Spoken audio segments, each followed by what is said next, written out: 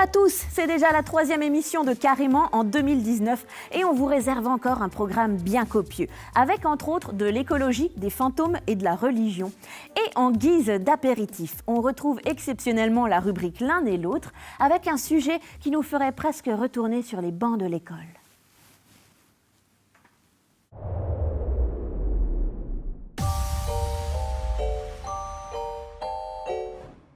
L'un s'appelle Sylvain Demey, l'autre s'appelle Gilles Borck. L'un est enseignant, l'autre est parent d'élèves. Les deux sont chaque jour au cœur des relations parents-prof à l'école.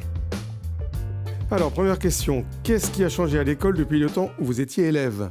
Je trouve que ce qui a changé, c'est toute la société qui s'est enfoncée dans la pauvreté. Et du coup, c'est beaucoup plus difficile dans tous les aspects de la vie et donc aussi à l'école. Ce que j'ai connu et que je connais avec mes enfants, c'est que je pense que les enseignants ont perdu de leur autorité. Et ce que je regrette aussi, c'est qu'on part dans beaucoup de directions au niveau des enseignements.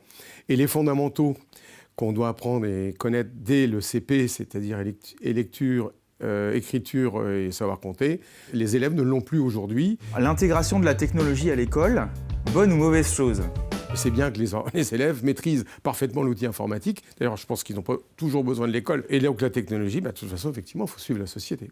Moi, je crois que c'est une question de moyens, tout ça. Le problème, c'est que souvent, on met la charrue avant les bœufs. Il y a un certain nombre de lycées qui sont passés avec le label 4.0. Les travaux n'étaient pas faits, les bornes Wi-Fi pas installées. Résultat, on s'est retrouvé à la rentrée sans manuel papier, mais sans manuel numérique, avec des élèves obligés de débourser 400 €, parfois remboursés de 200 € pour obtenir des tablettes ou des ordinateurs, qu'on n'utilise pas puisque tout le monde n'a pas pu les acquérir et que bien évidemment on fait court à tout le monde. Et ça coûtait physiquement réellement aux familles 5 € par enfant ou par famille pour avoir des livres. Et des livres, je suis désolé, on peut les utiliser n'importe où. Une tablette, ça ne marche pas toujours. Prof ou parent, qui est le mieux placé pour décider du bien-être de l'enfant à l'école ? Le bien-être à l'école, c'est déjà des bonnes conditions de travail. Donc là, ça ne dépend pas des parents, ça dépend de l'administration qui gère l'établissement. Et bien sûr, je reviens sur l'autorité du professeur qui est devant le tableau, qui doit faire son cours en étant suffisamment à l'écoute des élèves. Je crois qu'on est tous très bien placés, parce qu'on est tous passés par l'école. Moi, quand je suis arrivé au lycée, la première phrase du règlement intérieur de mon lycée, « Le lycée est soumis au régime de l'autodiscipline ». Et bien oui, ça s'est perdu. Et ben ça s'est perdu tout simplement parce que, à force de retirer des moyens, on parle beaucoup d'autorité, mais l'autorité, ça ne remplace pas les moyens. L'autorité, c'est comme la confiance, ça se gagne.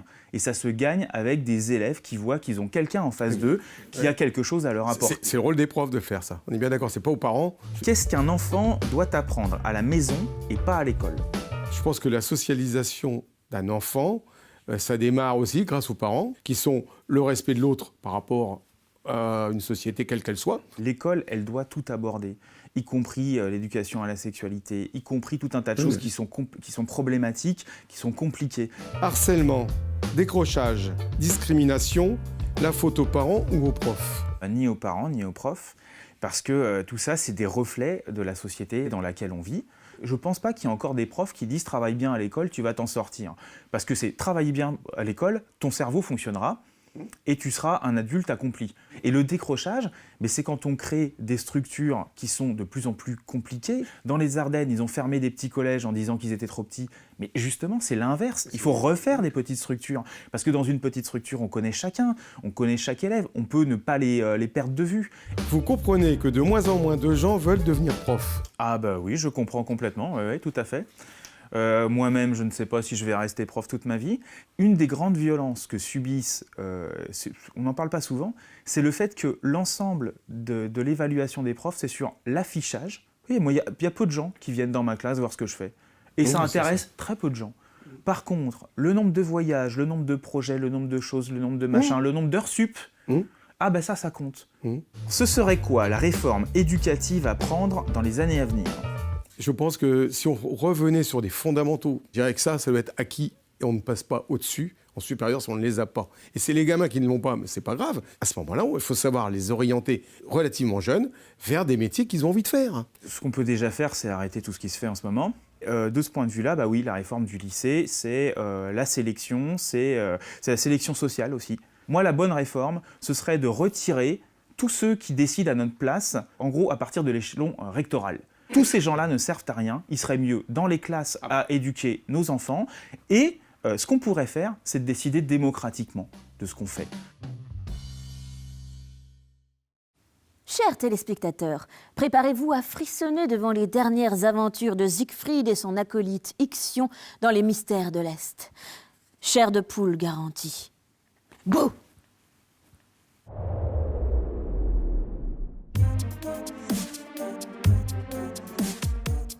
Mon nom est Siegfried. Je suis néo-historien. J'analyse les faits historiques à la recherche de la vérité. Tout ce que je vais vous dire est établi, écrit et vérifié. Mais certains détails sont oubliés, ignorés ou volontairement dissimulés. Ensemble, nous allons explorer les lieux les plus énigmatiques et lever le voile sur les mystères de l'Est. Depuis la nuit des temps, l'humanité est fascinée par la vie après la mort et les morts, eux, semblent s'intéresser aux vivants. Peur, croyances, fantasmes, hallucinations. Nous allons essayer de découvrir si les fantômes existent vraiment. Ah, on peut arrêter l'émission tout de suite alors, puisque ça n'existe pas. Non mais attends, les sorcières, tu flippes comme un gamin et les fantômes, y a pas de problème. Non mais les fantômes, tout le monde sait que c'est des conneries. C'est pour ça qu'il faut pas que je te donne les thématiques des émissions avant les tournages. T'as encore à les donner sur Internet. Mais non, t'as les clés là? Oui. Nous nous trouvons ici, dans ce manoir, dont je ne peux vous donner la localisation exacte, mais qui peut-être peut se trouver quelque part en Champagne-Ardenne, peut-être pas loin de Châlons. Et on est là pour quoi exactement? Pour faire une brocante? Mais non, j'ai volontairement choisi ce site car cette demeure aujourd'hui abandonnée a traversé 4 siècles, a été un grand lieu de passage et de vie, et surtout cette demeure est réputée hantée aussi. Quoi qu'il se passe dans la suite de cette vidéo, je dois vous prévenir de ne pas chercher à nous imiter. Ah ouais, pourquoi? Pourquoi? Mais parce que c'est une activité risquée. Une activité risquée? Et qu'est-ce qu'on risque? Se prendre les pieds dans les draps, se cogner la tête dans un lustre? Hein? Non mais franchement. Non, franchement. Il y en a d'autres, des trucs hantés dans le coin là? Dans le Grand Est? Ouais. Ah ouais, énormément, ouais. Il y a le château de Lunéville, en Lorraine. Ouais. Connu pour ses multiples incendies inexpliqués. Il y a la ferme des Parliers, près de Charleville-Mézières. Tu connais? Non. Ah, super hanté. Il y a aussi l'hôtel Saint-Hippolyte à Célestat, tu vois, hanté par la fille du propriétaire qui a sauvagement été assassinée. Dans l'imaginaire collectif, les fantômes sont souvent représentés sous la forme ectoplasmique d'esprits frappeurs ou de revenants vengeurs marqués par une mort violente. Qu'est-ce qu'il y a? Non, qu'est-ce qu'il y a, sérieux? C'est derrière moi, là? Non, mais...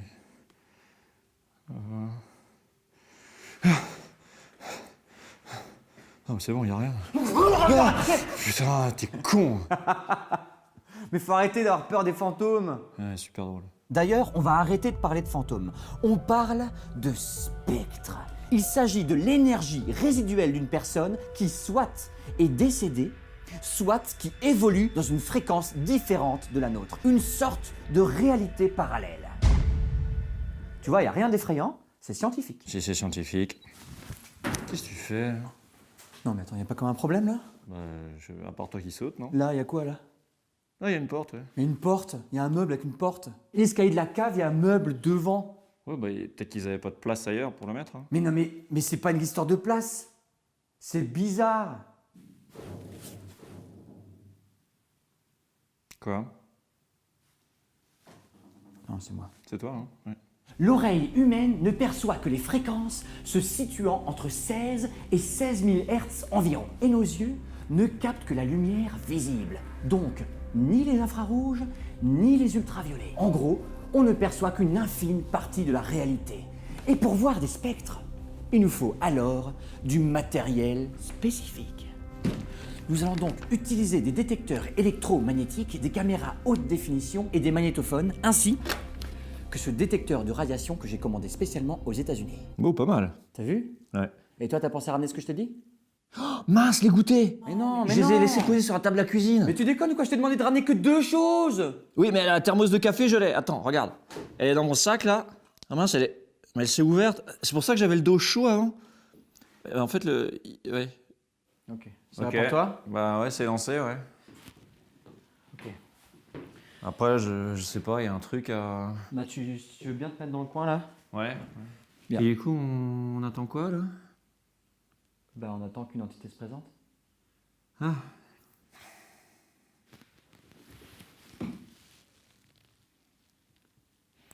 Moi j'entends rien. On passe à 15 Hz. On va tenter quelque chose. Si quelqu'un est ici, je l'invite à s'asseoir sur cette chaise. T'entends? C'était mon ventre. En fait, je sais ce qui s'est passé. Hein. Parce qu'en fait, tu sais, vu que c'est un bouchon en plastique, il a dû se mettre à l'envers quand j'étais dans le sac et ça a dû s'ouvrir, quoi.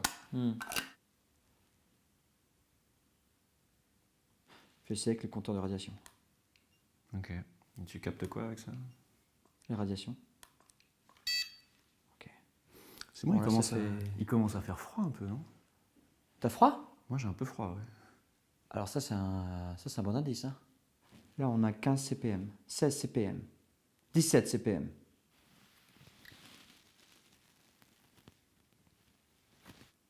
« 19 CPM, 20 CPM.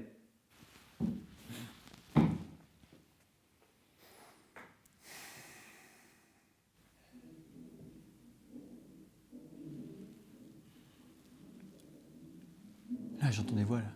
Sérieux? T'as raison, on dirait deux mecs qui discutent.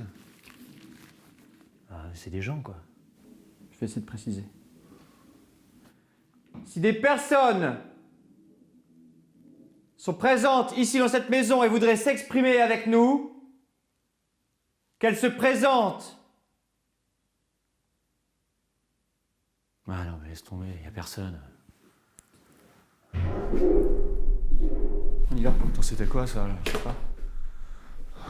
On descend.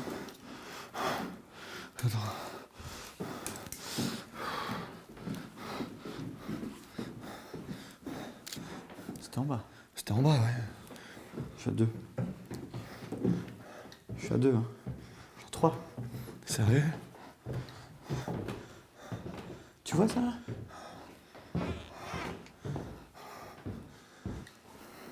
Viens avec la lumière.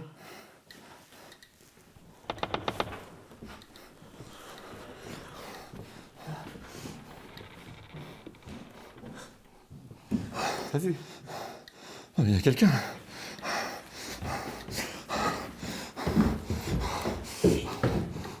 Siegfried, viens, on parle. Viens.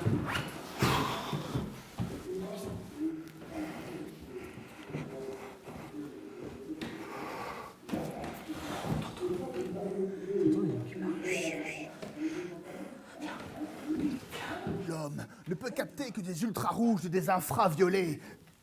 Non mais c'est quoi ça? C'est vous, c'est quoi ça? Non mais c'est quoi ce bordel là? C'est vous, c'est quoi ce bordel? Nous on fait une émission là, ok?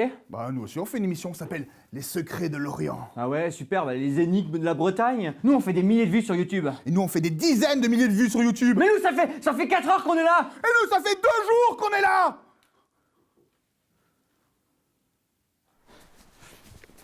Non mais tu vois, tu parles trop de l'émission, je t'ai dit. Mais non, mais...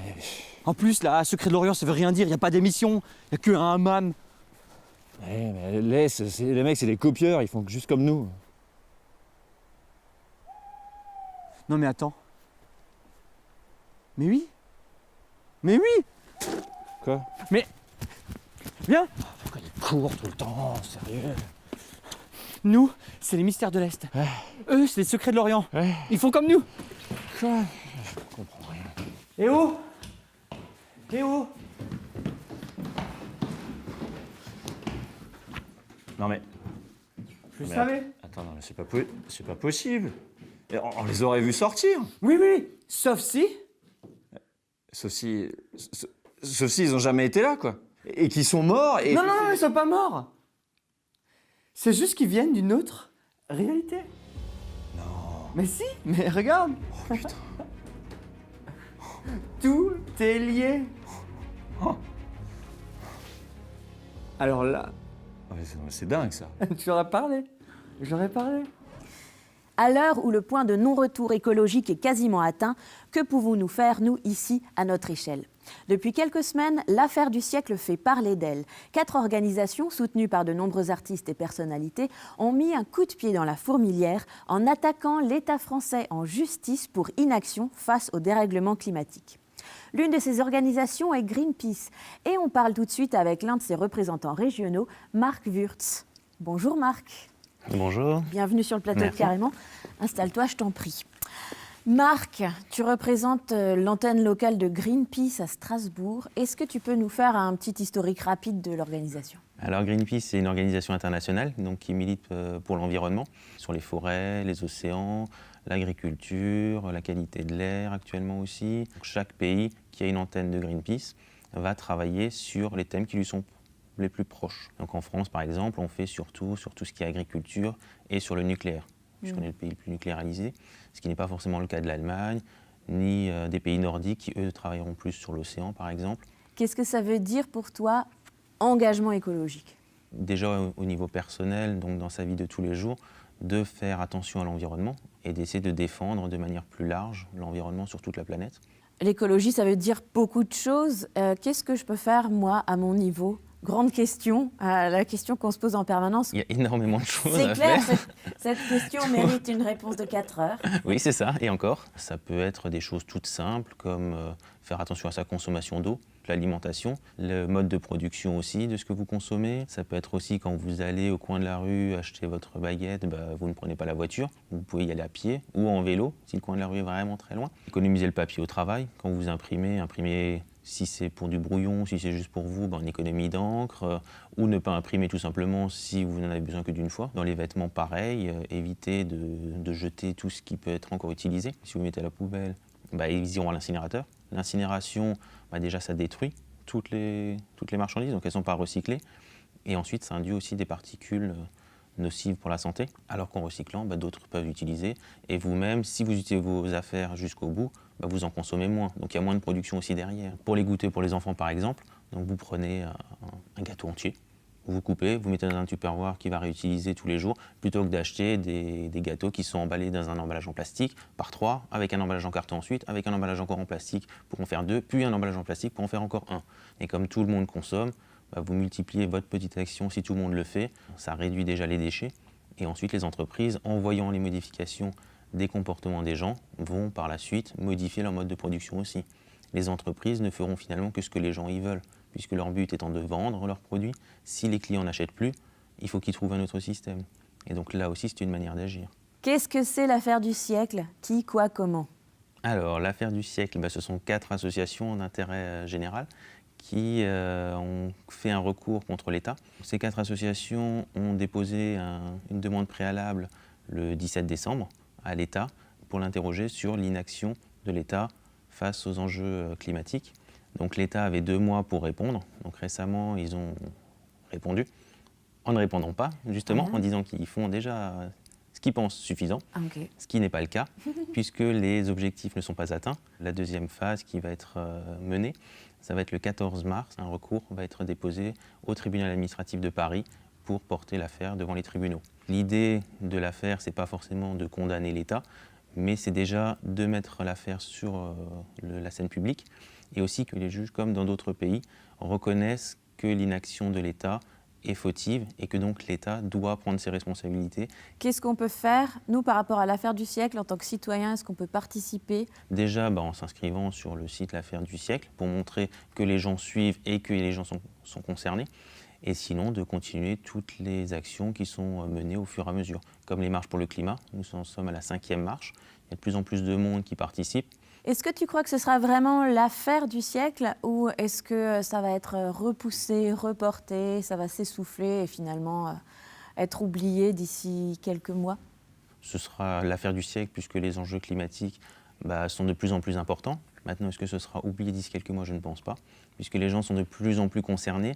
L'urgence climatique, elle est là. Depuis les années 60, on sait qu'il y a des problèmes climatiques et que l'action de l'homme aggrave en fait les problèmes climatiques. Question optimiste, est-ce que c'est bientôt la fin du monde ? Ou du monde comme on le connaît? La fin du monde, non. Après, c'est une évolution constante de la société et du monde. La question qui est à se poser, c'est dans quel sens on veut évoluer, ce qu'on veut privilégier. Est-ce que ce sont les intérêts économiques et financiers, la consommation, ou est-ce que c'est la préservation de notre environnement et de notre santé, par exemple? On pose la même question à chaque invité tous les mois. Alors attention, la réponse ne doit avoir rien à voir avec ce dont on vient de parler. Si tu pouvais changer une chose dans la société dans les mois qui viennent, n'importe quoi, ce serait quoi? Alors, une chose à changer, ce serait le regard qu'on a sur les animaux de compagnie. Donc un peu plus de respect pour les animaux de compagnie, ce serait déjà très très bien. Bien, merci Marc pour tes réponses et ta présence sur notre plateau. Merci à vous. Pour terminer l'émission, on retrouve la suite de la série documentaire Point de suspension avec 3 responsables religieux qui continuent de papoter de sujets de société.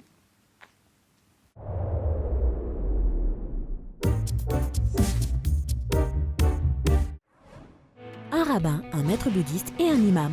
Ça pourrait être le début d'une blague, sauf que non. Et puis le dernier n'est pas imam. Enfin, on a réuni des représentants de 3 religions non chrétiennes, et donc plus méconnues, pour faire un tour d'horizon de sujets de société d'aujourd'hui et vérifier si on est vraiment en pleine crise de foi.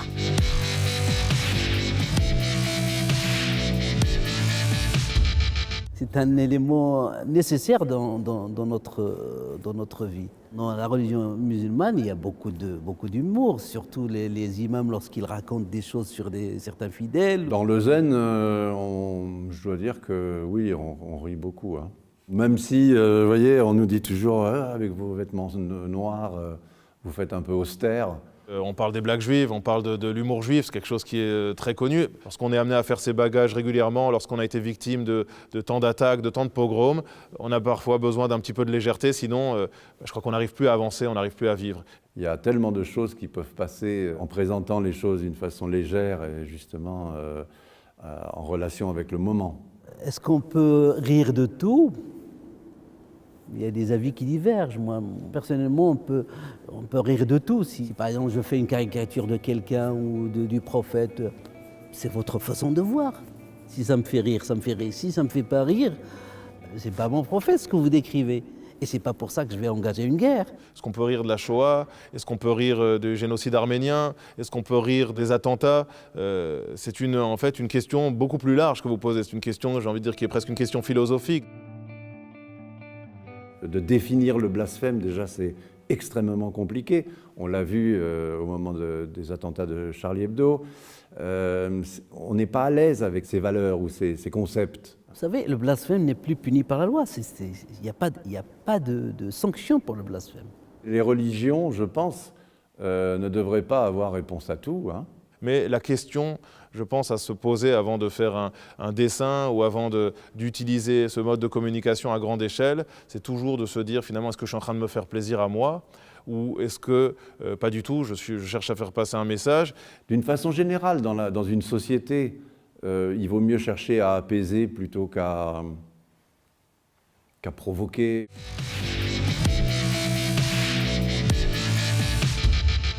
La religion s'exprime à travers les cultures. Et l'aspect culturel, il façonne la compréhension des textes. Il y a une partie extrêmement culturelle dans la religion. Et on voit justement que dans le bouddhisme, l'enseignement du Bouddha, cette dimension culturelle est à la fois omniprésente et en même temps est capable de changer du tout au tout quand il y a un changement de pays ou de culture. Si vous interrogez certaines personnes, c'est bien connu, c'est une blague, on dit toujours 2 juifs, 3 avis. Si on analyse la chose au sens large du terme, une dimension aussi culturelle qui existe dans la dimension juive, mais on ne peut sûrement pas réduire le judaïsme à une dimension culturelle. La globalisation, c'est un vrai problème qui guette toutes les sociétés qui ont une forme de spécificité. C'est pour ça qu'il y a des mouvements identitaires. Les gens, ils ont peur un peu de ce monstre-là qui va les avaler. Il y a tellement de choses à partager avec les autres et tellement de valeurs à partager qu'il serait vraiment dommage de vider les choses de leur sens. Il y a cet esprit de consommation, cet esprit de picorage, on va dire, et c'est vrai sur le marché spirituel aussi, parce qu'on peut parler comme ça, hein, la spiritualité parfois prend des tournures de grands marchés où on fait ses courses.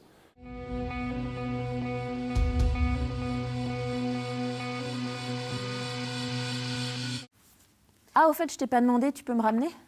Ah non, parce qu'il faut tout démonter là, donc moi je vais pas partir tout de suite. Hein. Ah. Y a personne d'autre qui peut le faire?